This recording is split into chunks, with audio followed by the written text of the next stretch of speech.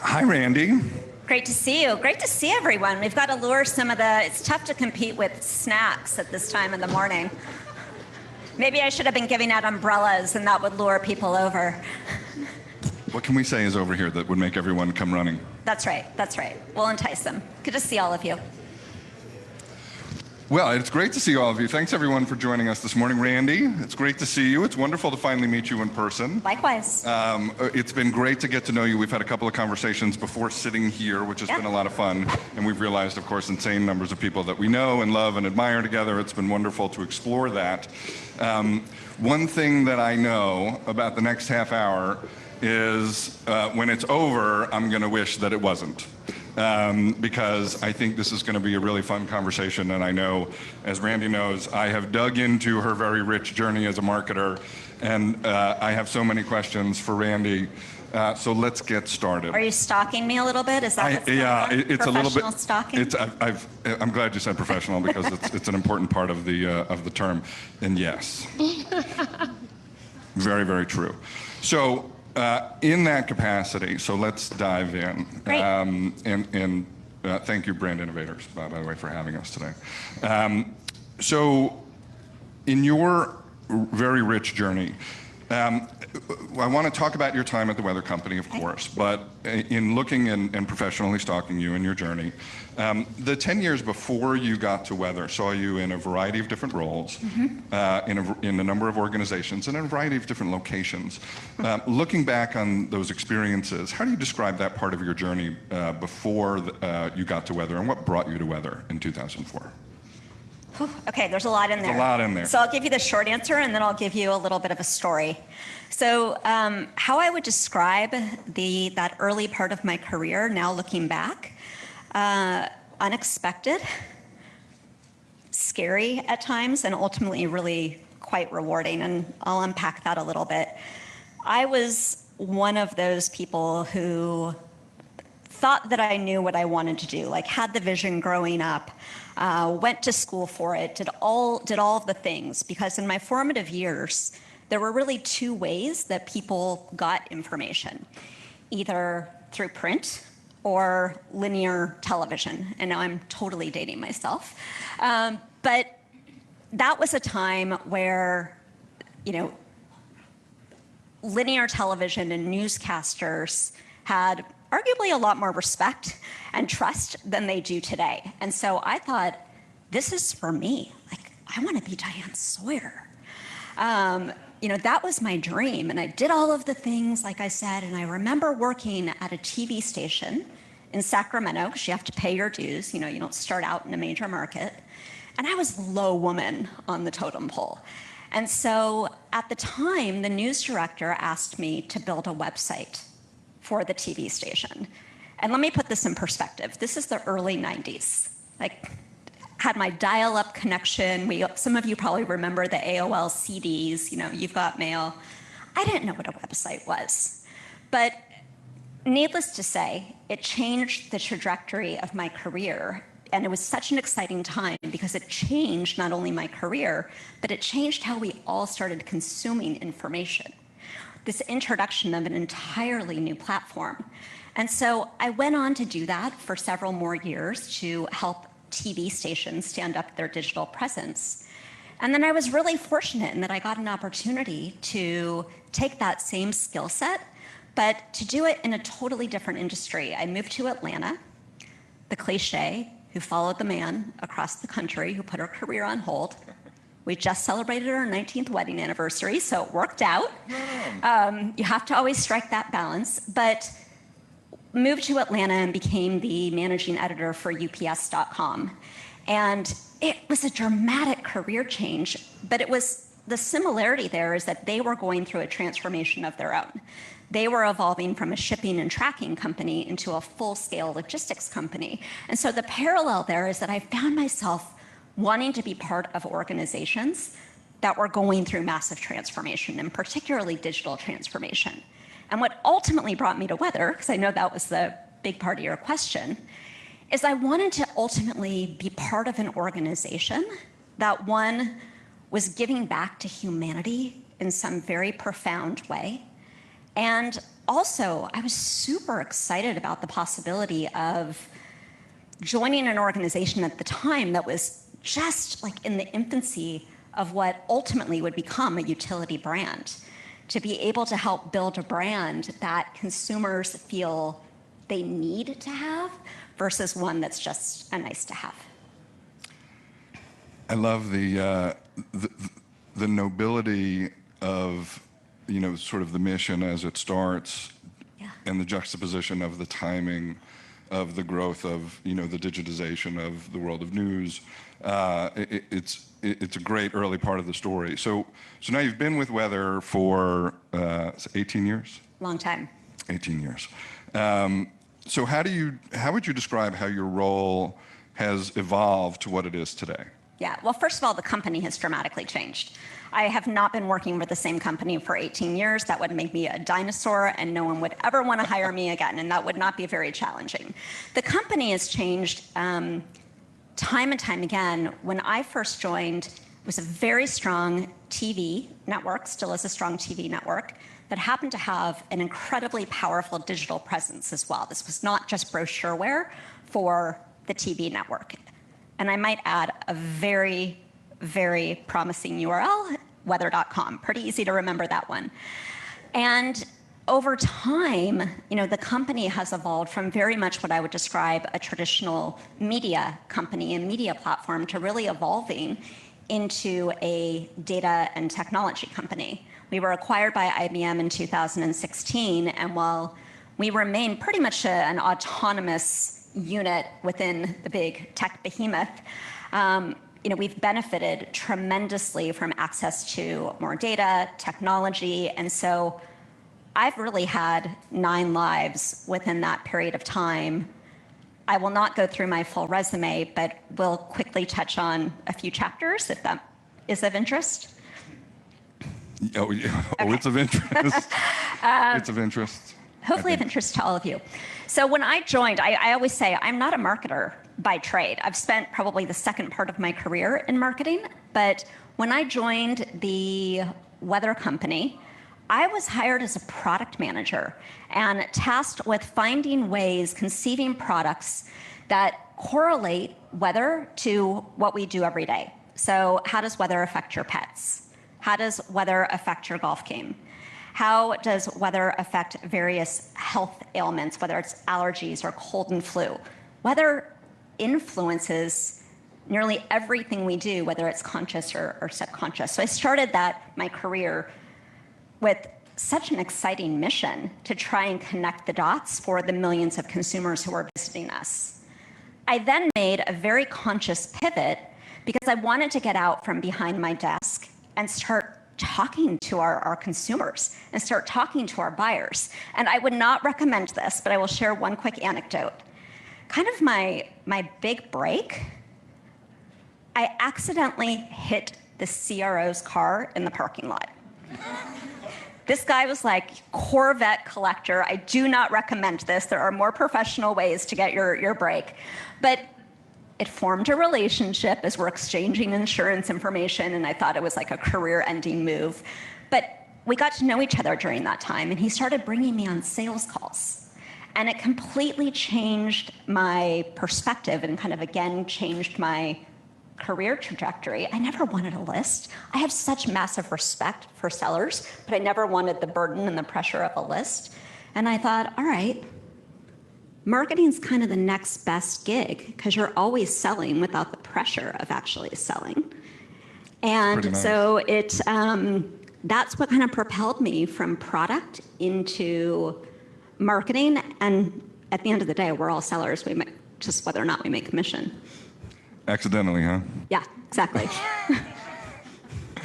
Okay. So, all right, one of the things that I'm fascinated by is we all know the average tenure for a CMO is in the neighborhood of 2 years, and you've been with Weather for 18. Please explain yourself. No one else will have me, John. Listen, I've been really fortunate, but I would attribute the longevity to a few things. First of all, team.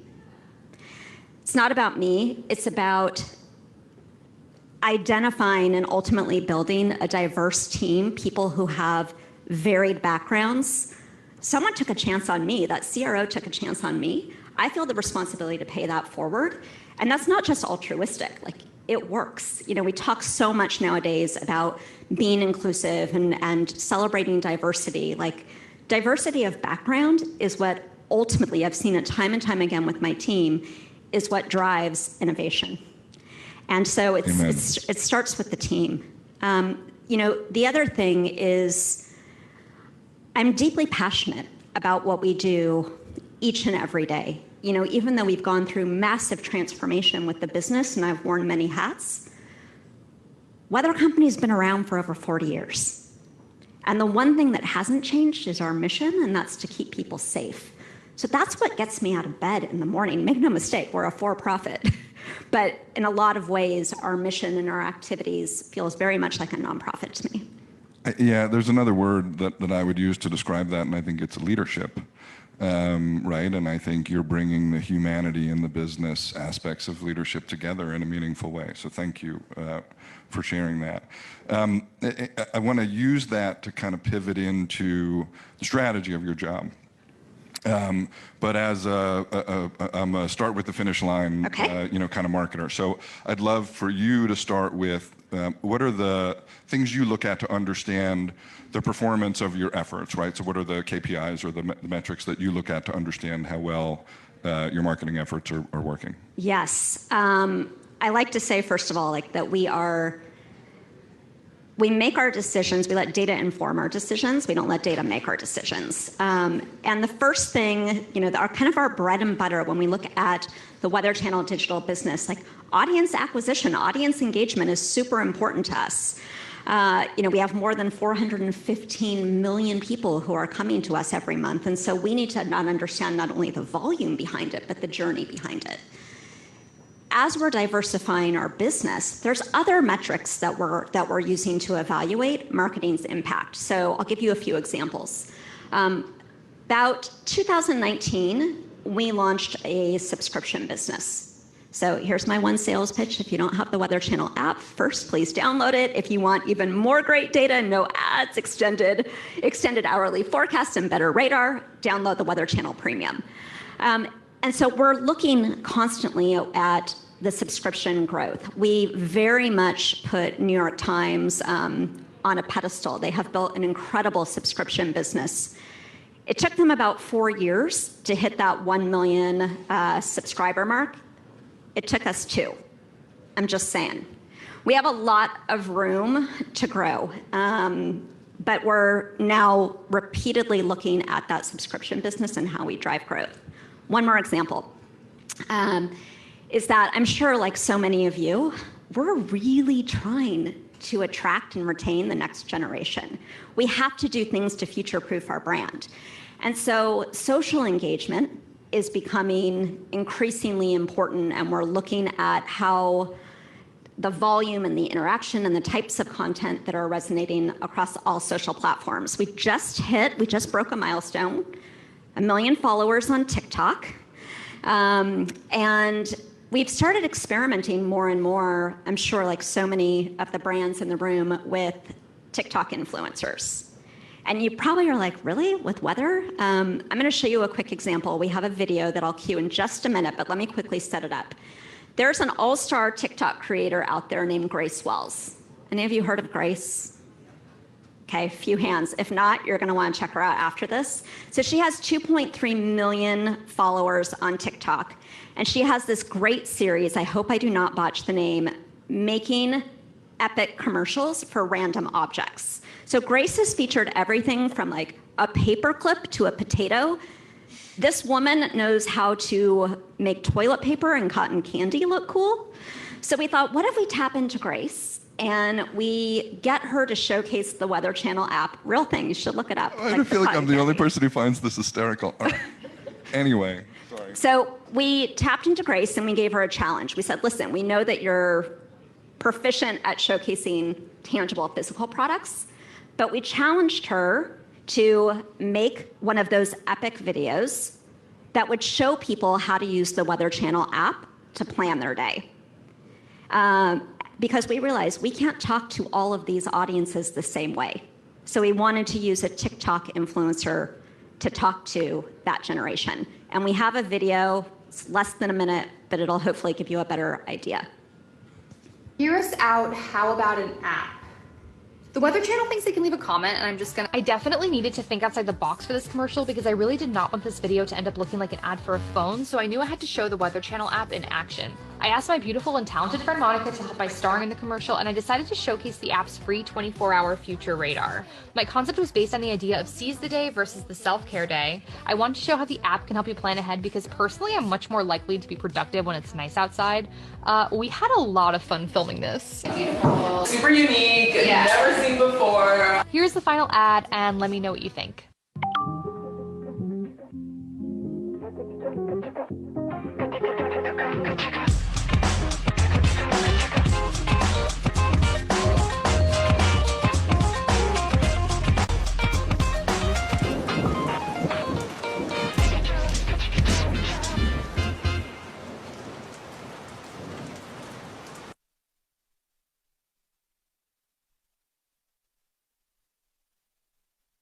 Here we go. We didn't want it to be a straight forecast sell, but we're always looking at ways that we can help explain how weather connects to someone's life. That is so good. I just realized that younger us are right there. Did it what? I was like, oh, that is so cool. Cool. So one of the things it reminds me of a conversation that you and I had when we first spoke last week, right? And you acknowledged something that I thought was interesting, where both of us work at data companies, and we were having a conversation about this notion that the brand matters maybe more than ever before. So with that, I'm gonna hand off, go. Because I think it's such rich territory. Yeah, I'm glad that you asked the question. So I think first at a macro level, don't you all feel like the pendulum just continues to swing between should we all be focused on performance or should we all be focused on brand? And I don't think that we can talk about that without considering the impacts of, one, the pandemic, when during that time, even though so many brands were experiencing economic challenges, brand purpose and brand values really took a front seat. Now, as we're hopefully coming out of the pandemic, we're facing, an economic crisis, and so performance is becoming more and more critical. I share that broader context because I think it's always going to be a balance. In our case, even though we have this tremendous reach and this tremendous megaphone, people have choices. Weather is a commodity. There's a million other places, well, maybe not a million, but there's many other places where you can go to check the forecast and certainly answer the question, is it gonna rain today? Because at the end of the day, that's probably what most of you wanna know. And I think we're gonna get off without rain today, but I'm not a meteorologist, so please don't hold me accountable. And the other interesting thing is that in our space, we're seeing big tech take an interest in weather in a more meaningful way than ever before. So we have to invest in brand. We have to do things that are driving preference and not just clicks. I love that you said preference, because I think a lot of times when people talk about brand, they immediately go to awareness, right? And there are other things attitudinally that matter. That's right. That will drive the business. So I'm really glad you went there. Now, within that, right, when you think about the brand, you have a unique role today in that you look after the brand as it speaks to both consumers and in a B2B capacity. Yeah. How do you think about the juxtaposition of those two things and, in your own mind, right? How do you separate strategically how you communicate and what's different about them? First and foremost, the biggest difference is that we reach different audiences, whether we're directly talking to a consumer, whether we're talking to brands and explaining the value of weather data and how you all can leverage that weather data in your own marketing. And we also have a big broadcast media business where we sell our products and services and to many of the TV stations, for those of you who haven't cut the cord. But apart from the audience differences, when I think about the marketing to these audiences, I think there's far greater similarity than there is difference. And I think that one thing, when I look across, I'm going to generalize here, but when I look at a lot of B2B marketing, I think B2B marketers can take a page out of the B2C playbook and how we talk in our campaigns, how we talk to our audiences. You know, how many of you have seen language like most powerful suite, you know, maximize data-driven insights to, you know, optimize your monetization? What? Like, what does that even mean? We need to start talking to people like people. At the end of the day, it's a woman or it's a man making the decision. It's not a company. So I'm hopeful that we're going to see a little bit more of a convergence between B2B and B2C marketing, and we can actually use some of the empathy and relatability that I think is more often seen in B2C marketing to connect to all of our audiences.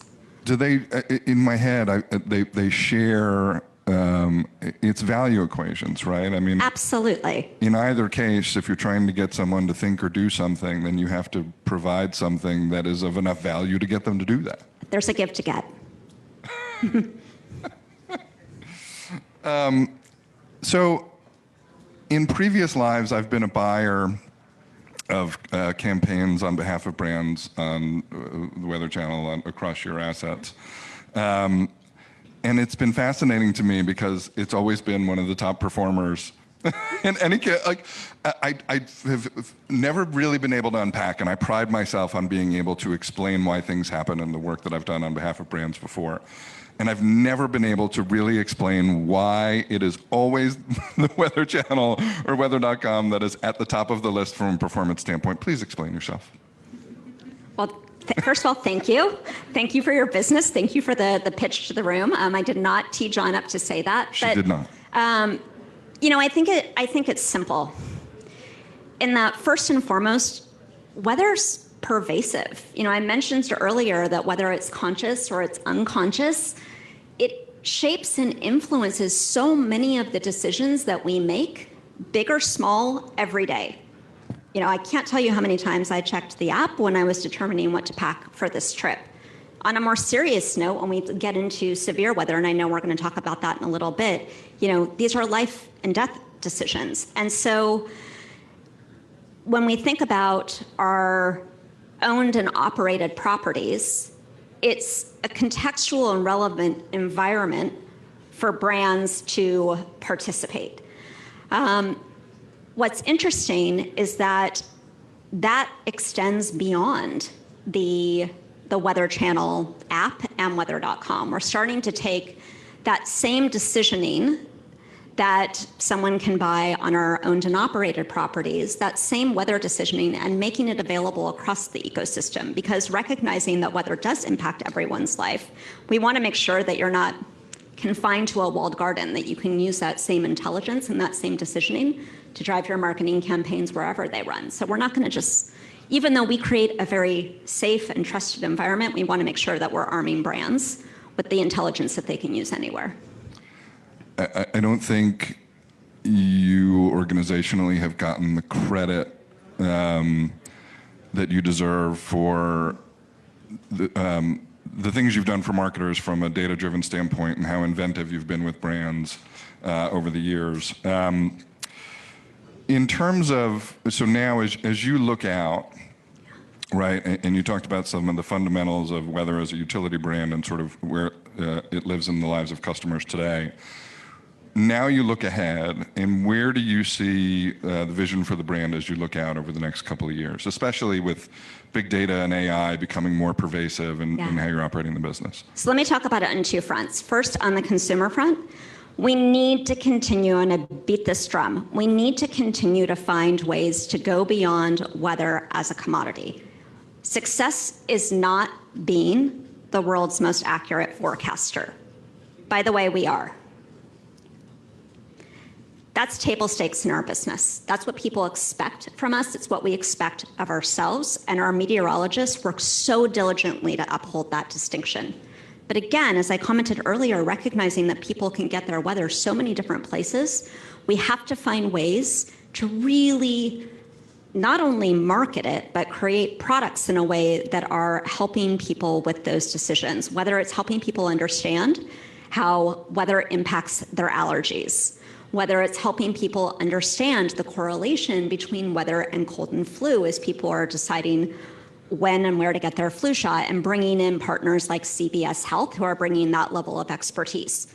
We're not experts in health, we're experts in weather, but finding the right partners who can provide that incremental value to our audience, that's what the future looks like. On the B2B part of the business, I mentioned we have no interest in being a walled garden. So what success looks like is ensuring that we're finding partners, whether it's Nielsen, whether it's DSPs, to ensure that we're providing our weather and our weather intelligence across the open web. I was glancing at the time check just to see how we're doing. How so are we doing? Is there anything, you kind of touched on this, and the next question is really around how can data partners like Nielsen or anybody else help deliver on that vision as you look out? So weather in and of itself is extraordinarily valuable as a data set. When we work with partners like Nielsen, in your case, bringing point of sale data, you get this really rich data cocktail where we understand how weather makes someone feel and therefore what they try and what they buy. Mixing that with point of sale data allows a marketer, allows a brand more specifically, to be able to leverage that intelligence so that you know when you can run your advertising so that it is going to drive certain product sales, whether that is food and beverage, whether that's pet care. So the more brands, the more data partners that we can partner with, the greater value we can ultimately provide to marketers. I was just thinking how our data cocktails are absolutely delicious. Thank you for that. I was like, where will I go with data cocktails? Too many places. It's too early in the day. It's a little early, but maybe it's done. It's a little early. You shared a secret with me last week, and now I need to tell everyone. Because of the love that I have for irony, I guess, more than anything else, that you were actually terrified of weather. Yeah. That was one of the most interesting things. We talked about how serious it can be, and we're reminded of that too often. I think we're probably, we're like a minute. So why are you terrified of the weather? Okay. John has just outed me, but I will own it. I'll give this context. It's true. So I grew up in Southern California. You know that song, It Never Rains in Southern California? It's true. Not afraid of rain, but until I moved to Atlanta, where I lived for 20 years, I never had experienced a thunderstorm. I never had experienced lightning. And it terrified me, like to an irrational point where if there's any of my colleagues in the audience, they can attest I would be running around the building, like trying to find shelter when I was at absolutely no risk. That was an irrational fear. But more legitimately, and I've gotten over that, like getting better. Seriously considered hypnosis at one point, but I've gotten better. But the serious part of it and the very real part of it is that I think it's an occupational hazard where I have seen time and time again the destruction and the force of Mother Nature. I will end on just one example. I recently moved to Florida, made a big life change, and you might recall, it wasn't that long ago, the news cycle is short, but hopefully people have not forgotten about the devastation that Hurricane Ian took on the state of Florida and several other coastal states. And for some time before the models converged, there was a model that showed that the hurricane was coming like right where we live. And it gave me, even though I have been in this business for 18 years, it gave me such an appreciation for our meteorologists. It gave me an appreciation for an empathy for consumers who are every day faced with a decision about weather that they need to make. In the end, we were fine. The model shifted. But before that happened, I finally said to one of our meteorologists, Peter, just tell me what to do. Should I stay or should I go? Like, I'm this voracious consumer of information, like dating back to my early career, remember, like was a news junkie. And I thought his response was so appropriate. He said, "It's not my place to tell you what to do. I just have to arm you with the science and the facts so that you can make your own decision." And I actually think, even though it was a harrowing experience, the experience reminded me that, like, we have to respect the science. We have to respect the facts. And ultimately, as a marketer, it was that experience that reminded me, like, we have to keep pushing and we have to keep innovating, because even with all the advanced warning, and I think we sent out over 6 million alerts in 6 days, there were still casualties and there was still destruction. So it was a real personal wake-up call as a human being and as a marketer in the weather space, that there's always more we can do. I will dare say the mission continues to be noble. And it's you. been so great to meet you and get to know you through this process. And thank you so much for being up here with me. Otherwise, I would have to ask questions of the chair, which would be terrible. It's been awesome. Thank you so much. And I've thank you all enjoyed for it. your attention. Thanks, John. Thanks to all of you.